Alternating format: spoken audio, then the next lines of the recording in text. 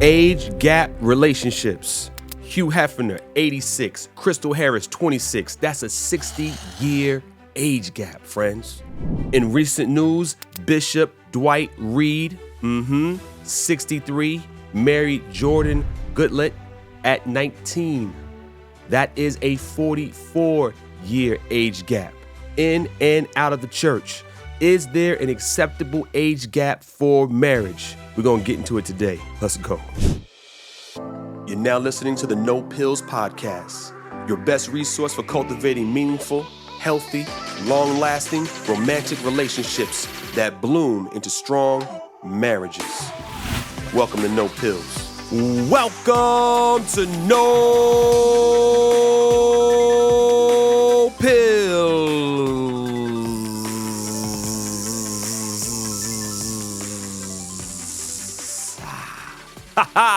Love fully scripted. We back, beloved. We are back in full effect. Thank you for being here with me today. You could have been anywhere else in the world, but you are here at No Pillz. Love fully scripted.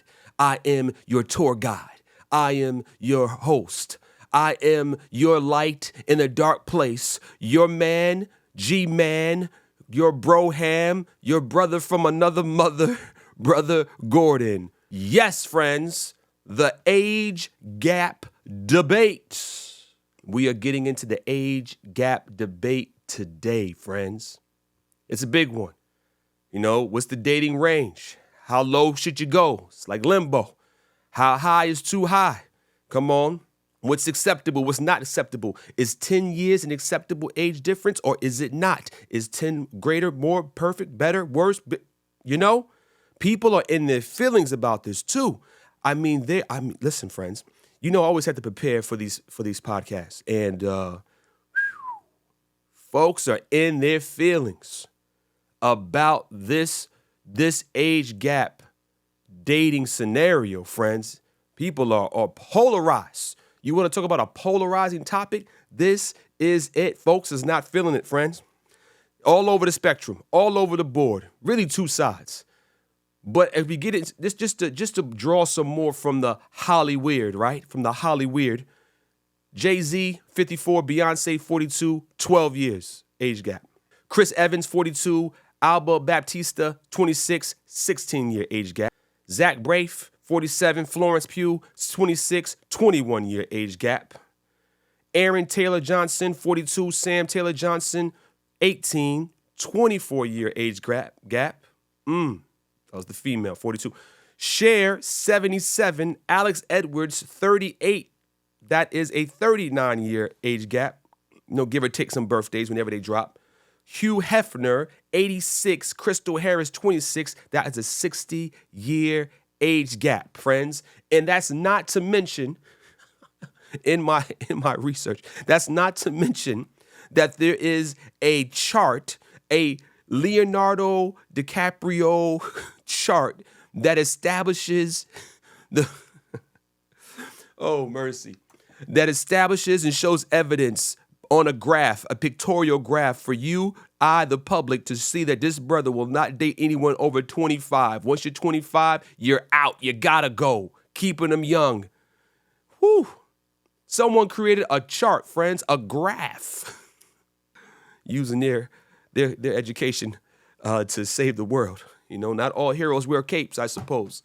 People are so over. Listen, when individuals have time to sit down and make a chart of your dating relationships to prove a point, you know things have gotten serious, friends. Now, as I read off these age gaps, I know some people are already like, throwing it up, wanting to vomit, queasy, angry, sad. Some people are like, do what you want. Love is love. Love is love, friends. Listen, beloved, water is water, but I'm not drinking out of a toilet bowl. Dig me? Yeah, man. Let's get serious here, friends. All right, Pew Research. Okay, so if you think the whole Hollyweird thing is crazy, like look at these age gaps. Yeah, I expect that in Hollywood and in the Hollyweird zone. Like, yeah, it's just witchcraft and evil and pedophilia. Like, we expect that. Okay, Pew Research. Okay, they have an article online entitled "Many Countries Allow Child Marriage." Yes, friends, you heard me correctly. So I live in North America. We're dealing with North America. I live in the United States of America, and many countries allow child marriage. Fully 96% of countries have laws that specify when people can legally marry. Only 6 countries, okay, do not specify a minimum age for marriage. Some of those are Yemen, Somalia, Saudi Arabia, to name a few of those countries. In many countries, even those that allow minors to wed, let's process that, friends, just for a second here. There are countries that allow minors to wed. Okay, let's process that, let that pour over you. In many countries, even those that allow minors to wed, minimum age requirements are often ignored. According to the UN and State Department, children, including some just above or even below the age of puberty, that's before a woman, a young girl has had her first menstrual cycle. Like, that's wild. Her first period, that's crazy. Are often forced to marry. In Albania, Bulgaria, Macedonia, and the Ukraine, for instance, girls in Romani communities often marry below the legal minimum age. And in Pakistan, the State Department noted that despite prohibitions, forced marriages were common for many children, some younger than 15. So with that said, giving you just a broader picture of the world, let me talk about the law in the United States, okay? Let me just get everybody on the same page here in the US of A, because my listeners vary in age, and I don't want you fine folks, I don't want the No Pillz gang to end up in prison. So, in the jail, in the penitentiary. Law in the USA let's just talk about some of this. Statutory rape, friends. Let's clear up what that is. So we're all on the same page before we proceed in our time together today. Okay? Statutory rape is the crime. Okay? Crime of sex with a minor when the sex is agreed to by both parties, not forced. Okay? Not forced. Both parties are agreed, but they are minor. That's statutory. The reason why this is considered rape is because the minor is considered to be too young to legally consent to have sex or sexual contact. The age at which a person is too young to consent to have sex or sexual contact varies by state. The rules vary different for every state. They vary every state. They are different for every state. The rules are different for every state. They vary by state. All right? Just make sure we're on the same page. I don't want to see you in handcuffs, friends. As of April 2021, of the total 50 U.S. states, approximately 30 have an age of consent of 16, with this being the most common age of consent in the country. A handful set the age of consent at 17, and in about 11 states, the age is 18. However, it is critical to understand that this does not mean that anyone aged 16 or older can consent to sexual activity with any other person, depending on the state you're in. A person under the age of 18 is considered a minor in some states. Get it together, friends. I know what the world is doing, but know what your local state laws are before you find yourself whoop, whoop. It's not a game, beloved. Not a game. I'm just giving you the facts right now. All right, grooming. I need to talk about this because you get online and there are some emotional, feminists, colored hair, pierced septum, with attitudes, emotional, overly charged, and I believe in a lot of cases misapplying the term grooming. So let's address that right now. Grooming is when someone builds a relationship builds a relationship, trust, and emotional connection with a child or young person so they can manipulate, exploit, and abuse them. I want to focus on the word abuse them. Okay, so they are entering this relationship, garnering the trust, emotional connection for the purpose and intention to abuse them, manipulate, and exploit them. That needs to be established before you label the title of grooming on someone or on an activity or on an interaction. That is to say, someone who grooms a minor for exploitation and especially for non-consensual sexual activity. Especially for non-consensual sexual activity. Friends, listen, because we may not like something or agree with something, we need to not be out here trying to criminalize every activity. Now, listen, I'm going to let you know what my thoughts are to some degree. But let me just say this when we're talking about this grooming thing. Where are the parents, friends? Where are the adults that are over said young people, young adults, or someone you think that has been groomed or is being groomed? Where are the adults? Where are their caregivers? Where are their caretakers? Like, how could these activities even go on? Listen, we need God-fearing men back in the homes. We need God-fearing men back in the homes. Men of integrity, morals, principles, who they themselves are not abusers or abusive, who are emotionally stable, true patriarchs back in the home, true defenders, providers. Because, man, we are losing our young people and our families are being destroyed all around us. And I feel like the men are sitting down and we're not doing anything. We need new judges in some cases. We need new laws. We need to get it together. Where are the parents? That is grooming, friends. Please do not use these terms out of context and misapply them and somehow thinking, listen, let me just be clear here. Some women just hate men. Okay? They wake up every morning and just hate men. And they want every man to be a villain. Okay? Every man is not a villain. Every man does not have evil, malicious intents to abuse, essay a woman. There are men, many a men, who are willing to lay down their lives for the women in their lives, and even for strangers that they don't know who are women, who go overseas, who put on uniforms every day to defend the women in this continent. So we've got to stop this polarizing, ultra feminist rhetoric, friends. That's just lies. That's not that is blown out of proportion and is just creating a greater divide. Men who are abusive to women, men who are talking down to women, calling women out of their names, not men. Okay, they don't represent us all.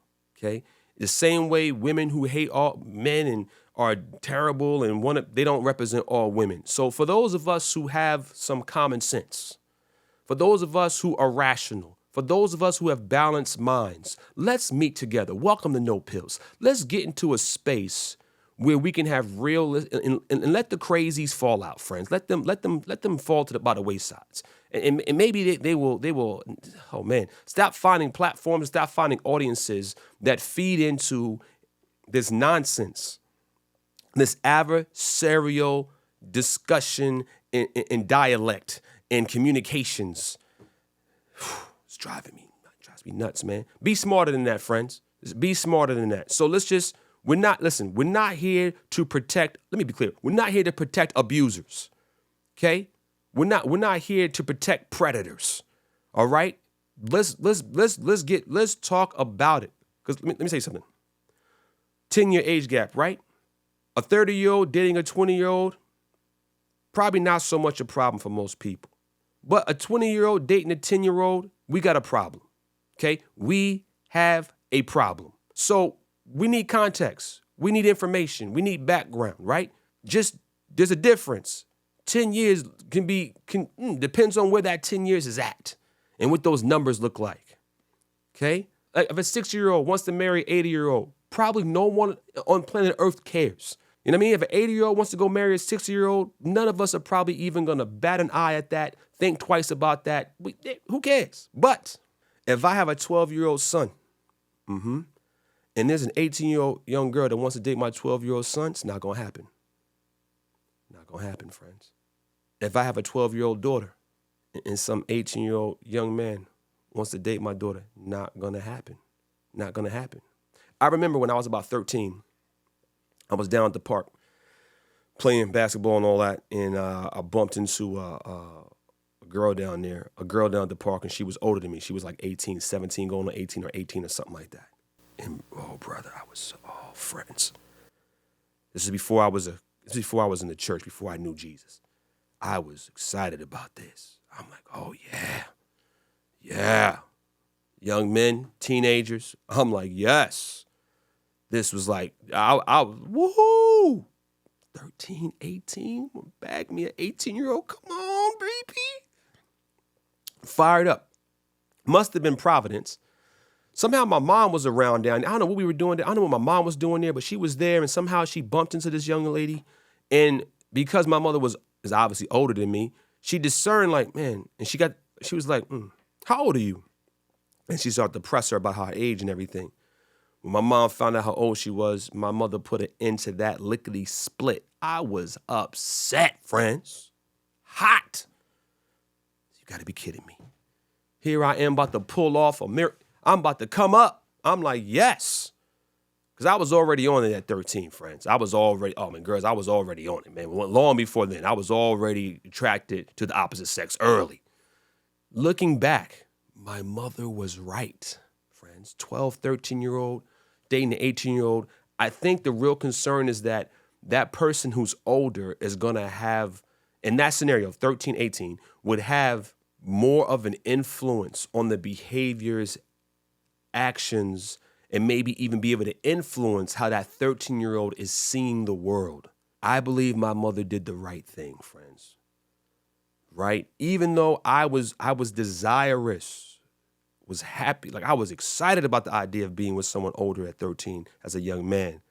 I think the concern was a valid one, and my mother did the right thing. So if it's just me, just my gut reaction, instinctively, I'm trying to protect every young person in my family and around me, okay? And I just, that's what I'm gonna do. You're 20, my daughter's 10, my son's 10, you're 20. It's not gonna happen. Crazy, out of your mind. 12, 18, not gonna happen. Out of your mind. 13, out of your mind. Like it's not. I want it closer in age just so I can know that my young person has enough wherewithal to be able to be on this. Listen, I'm not even gonna assign malicious intent to the person, right? Like some people look older than their age, so I'm not even gonna assign malicious intent. But the fact is, there is a difference in mental development potentially. We're trying to mitigate risk. Amen. We want to mitigate risk. Not saying that every one of those situations something terrible would happen or something. There would be exploitation. There would be abuse. I'm not saying that, but there's just a common sense, instinctive thing that goes on that says, that could be a problem. Maybe we should find somebody your age, closer to your age. Okay. So what is an acceptable age gap? Apparently, there's a formula out here floating around that I didn't know about. Okay. Over at Vogue, they called it the equation. The equation. You take half your age, then add 7 to work out if someone is too young for you to date. You take 7 off of your age, then double it to work out if someone is too old for you to date. Too young, too old. So let's say you were 30. Okay, you divide that by 2, I'll give you 15. You put 7 on that, that's 22. If someone is 22, they're too young for you to date, based upon the equation given to us from Vogue. If you're 30, you subtract that by 7, that gives you 23. You times that times 2. If someone is 46 and you're 30, they're too old for you to date, says Vogue from the equation, okay? So you're 30, 22 is too young for you. You're 30, 46 is too old for you. All right. Now, I think here's what happens in general practice, whatever with the equation. I just thought about this. What do we actually do? What's the normal standard practice you see happen in everyday life? In general, okay, I think most people, they kind of go, all right, if this person is old enough to be my child, I'm not dating them because they could be my child. If this person is old enough to be my parent, I'm not dating them. I think that's usually where we kind of fall naturally as far as safeguards and say, yeah, man, I'm not going to date somebody that's my mom's age. I'm not going to date somebody that's my dad's age. I'm not going to date somebody. And so when we see that happen is when there's this weird, like, oh, this is strange. You know, there's all this generational difference. There's all these different experiences, war times, no war times, what was popular on TV or radio, whatever. And it's just like, yo, I'm closer to your son or your daughter than I am. And listen, this is, since we're talking about, let's just say you marry somebody or you're with somebody, okay, who's the age of your children, okay? Or let's go to reverse. Let's say you are the age of their children and they have children. And let's say you're the male, okay? Let's say you're younger. Okay, you marry an older woman. She has children your age. That situation is uncomfortable because you're not going to be their dad. You're barely going to be their stepdad. And then if they're living in the house still and they're old enough for you to sleep with them, let's speak like grown folks here. You're sleeping with their mom already, and now you're in the house with these other, she has 1, 2 daughters, and now come on, friends. Y'all know what I'm saying. It's just strange, just weird. And listen, I'm going to be honest, like I don't even want to, the way we're living today, if I were you, why would you even put yourself in that situation where you could even be accused or looked at as having eyes for the mom and the daughter? The manual talks about this. Don't do it. It's off limits, friends. So I think and I think that's partially why, because it gets strange, it gets weird when we're all under one roof. It gets strange real fast. It's like confusion, friends. Confusion. Ask yourself, is some of this confusion? All right? Confusion. What about the owner's manual? What does the owner's manual say? Owner's manual to your life. Is there anywhere in the biblical record of any guidance on age gaps? No. But there is two things recorded here that gives us a little bit of insight, maybe. Okay? The first is found over in Genesis 17, verse 17, and it reveals the age of Abraham and Sarah. Then Abraham fell upon his face and laughed and said in his heart, shall a child be born unto me that is 100 years old? And shall Sarah that is 90 years old bear? There was a 10-year age gap between Abraham and Sarah, and Abraham was the elder. And I wondered if that whole 10-year age gap, that's kind of like the default number you kind of get out there, like don't go any higher than 10 or somewhere around 10 and lower depending on what those numbers are, what I've seen online. I wonder if it kind of stemmed from this, but I don't know. It's just interesting, all right? So we have one place in the Bible where ages were actually recorded, the only place, okay? And it was a 10-year age gap. Just, make a note of that. All right. Then it's often assumed that in the case of Boaz, right? Ruth, right? That Boaz was significantly older than Ruth. And that's based upon the passage in Ruth 3, where he says to her, oh, the Lord bless you, my daughter. You have not run after the younger men, whether rich or poor. Okay. That's Ruth chapter 3, verse 10. So you have not run after the younger men. You haven't gone after the men your age who are stronger, richer or poorer, but you've come to me, this older man, Boaz, to be your kinsman redeemer. So there was a 10-year gap between Abraham and Sarah. So that brings us to the question, is it morally wrong for there to be an age gap between a husband and a wife? You won't find it in the Decalogue saying thou shalt not, which is the moral law of God and all the universe. And the Bible does not treat age differences as a moral or spiritual issue, to my knowledge. Fairly silent on it. So I think the principles of love, hate, sin, lying, cheating, stealing, being abusive, those things are condemned spiritually, scripturally, contextually. But age difference is something that it seems like culturally we are left to decide on our own, to make good intellectual, to use the brains given us and the intellect given us to make the right call when it comes to how old is too old and how young is too young in age gap relationships. And obviously we know that religion, tradition, all impact that depending upon what part of the world you are in.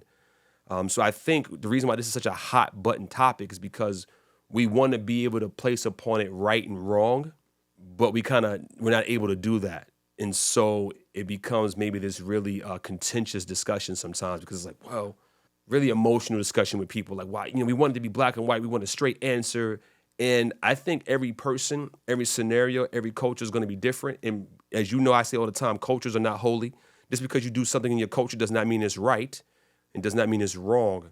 So the fact that even if we agreed out of the owner's manual that the 10 commandments govern morality, we would still be left with a decision to make when it comes to age gap relationships. And I know people don't like that.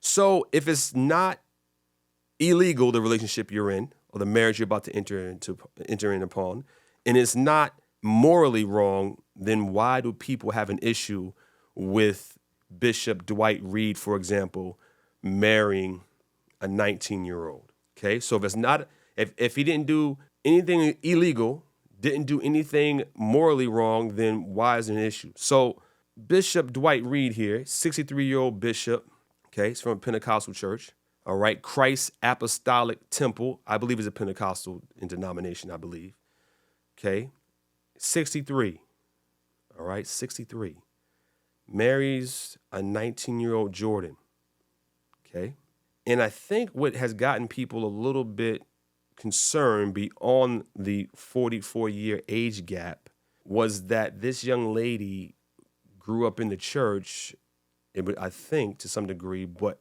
went to the school. The church has a school church attached to it. And he was the mentor, obviously as the pastor over those students, and then turned around and married one of those students. Okay, so let's talk about this. I've been in ministry, okay, for quite a while. My earliest days coming in 2001 to the body of Christ, almost immediately I was either preaching for young people, to young people, or working with young people in small groups. I would never marry one of the young girls from my small groups, ever. Even now, I'm widowed, 40, I'm grown man, they're grown women. I would never. And here's why, friends. Because there is a principle in the Bible in 1 Thessalonians 5, verse 22 that says this: abstain from all appearance of evil. What this would do, it would cast doubt, concern, an eye, inspection upon me. Their parents trusted me to mentor their children, to teach their children Bible, to lead them and guide them to Christ, not to be there to be looking for a partner or to be sexually attracted to their daughters.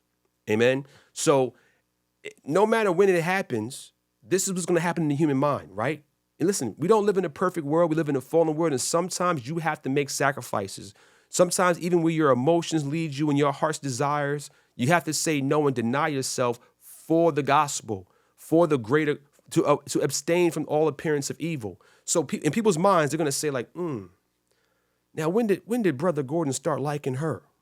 When did Brother Gordon start having eyes for her? When she was 16, when she was 12, when she was 14, when she was Listen, as men, especially all my men that have daughters, we know when young girls are attractive and going to be attractive growing up. So we protect them. You know, you look at your daughter, you'll know, okay, I have an attractive daughter. So you're going to govern yourself accordingly.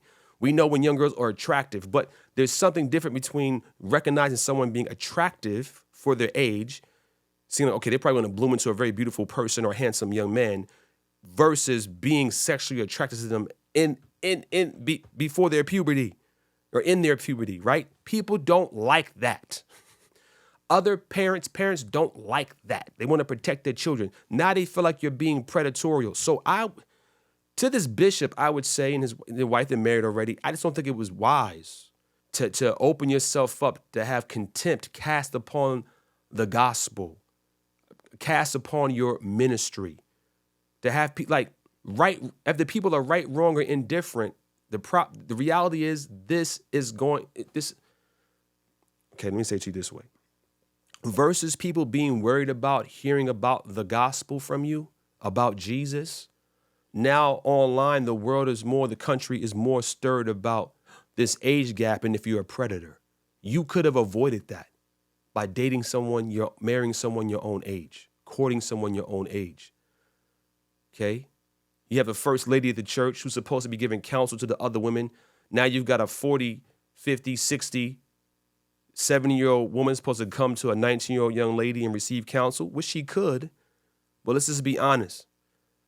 While we should not be despised, let anyone despise you in your youth, people are going to they're going to be reluctant to do that. So I think it was unwise and selfish. Okay, this is what happens, right? You get feelings for someone, you get into your selfish bag. No one can tell you nothing. You know what I'm saying? Some of us have been there. You don't take counsel anymore. You don't take sound counsel. You're in love, your lower passions are going, this is what you want to do, and you're mad that someone would have you not. No one's going to keep me from love. No one's going to listen, man, if you're going to follow God, there's self-denial on every end. There are many things. Just because we can do it doesn't mean we should do it. And sometimes we can not do something, and people go, but it only comes one lifetime, blah, blah, blah. We believe in the resurrection. We believe we're going to live again, okay? When we get to heaven, when there's a new heaven and new earth, we're not even married anymore, okay? We're like the angels, Jesus said. So I think what a foolish decision to make to have, if you did have a solid ministry, question mark is all over it. It would happen to me, friends. If I married someone that I taught in church at a youth group, everyone would be like, that brother, man. Don't know about that brother Gordon. Abstain from all appearance of evil, friends. So I think that's a scenario where, though it's not morally wrong, though it's not illegal, it places, in that particular situation, in other situations similar to it, it places a question mark on your motives. Right? Now, here's the thing. You can never judge a person's motive. We don't know.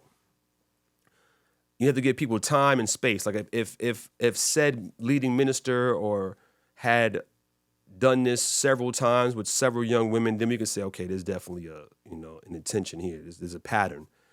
But giving folks the benefit of the doubt, you don't know their motives or intention. If it's not illegal, not immoral, then we got to suck it up to some degree. But, some folks ain't going to sit underneath that, man. They're going to get from underneath that and you're like, okay, I'm done with this, man. I don't want to bring my kids around y'all, man. Okay.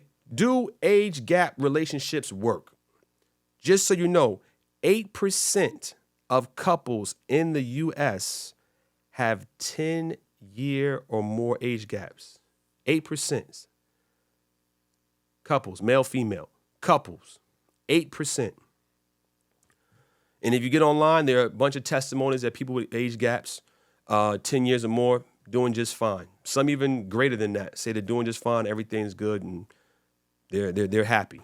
Okay, some don't work out. So what are the concerns, friends?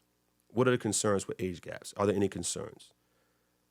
There are some concerns. All right. Now I'm going to give you just some practical concerns that I think of a rational person who is not overcome by passion just thinks about, it will help you just say, okay. Because listen, friends, I'm personal testimony. So my wife passes away 3 years ago.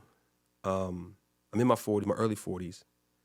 And if I were to get remarried, my spectrum's a little broader now because I'm not 30, not 20. I'm in the middle. Most people, you're checking out of here by 80. Most of us, right? So I'm in the middle. So being in the middle, you kind of can go up or down. Maybe you have some play in there, right? But these concerns that I'm about to share with you, it reins it in for you. It's very, very simple. And I'm sure we've all had these thoughts, and just let the reality sink in. Health concerns. First one you're going to have. First one I'm sharing with you, okay? Health concerns. Now, my wife was 37 and passed away of cancer, right? So there's outliers, right? It doesn't mean that just because someone is your age that they won't get sick and die, okay, or won't get sick and need a caretaker. But in the event that you marry someone older, it is a guarantee you are signing up. The younger person is signing up to be the caretaker for that older person sooner than later. That is what you are signing up for. Okay, this is what we have to talk about. This is real. This goes beyond, I get butterflies when I see you and I enjoy your company and I enjoy our conversation, or I like the fact that you're so young, or I like the fact that you're so mature. No, beloved, you are signing up to be a caretaker for maybe a good portion of your life. Someone can need caretaking depending on what their lifestyle is. They can need caretaking for 10, 20 years. You could take 20 years of your life just being a caretaker before your older partner, your husband or wife passes away, your spouse passes away, okay? Now, listen, here's the thing. You neglect this rule, you overlook this and go, oh, it doesn't matter. Your health, the younger person's health, can be negatively impacted by having to take care of someone else. You become a CNA, you become the nurse, wears you down. You go from being young and vibrant to like just being slowed down because now you're this full-time in-home caretaker, if you even have the funds to even do that or the coins. So this is another thought process, okay? The other concern, you're going to be judged harshly. As I was doing research, so many families, they didn't like it, man. They did not like it, which also leads to divorce and some large age gap disparities in relationships where it's like, okay, we can't take the social pressure that we're getting from those around us who are saying, hey, man, this is not right. You shouldn't be doing this. This is nasty. I don't like it, blah, blah, blah, coming from your parents, your siblings, your children, and it ends up breaking the marriage up or just breaks you both down, okay? You may say, oh, Brother Gordon, that don't sound right. Why should I have to be subject to the opinions and ideas of other people? We all just are, right? So unless you really got some thick skin and nothing bothers you, you will be impacted by that. If the time you spend with your family, or you could not be spending time with your family now because of this decision that you're both making. All right? You are signing up to become a single parent. You're signing up to become a widow sooner than later. If you guys decide to have children, you are signing up to raise that child alone at some point, sooner than later. You are also, depending on the size of that age gap, you are signing up to become a widow sooner than later. Don't overlook these things. Don't get caught up in your feelings. Oh, I know health.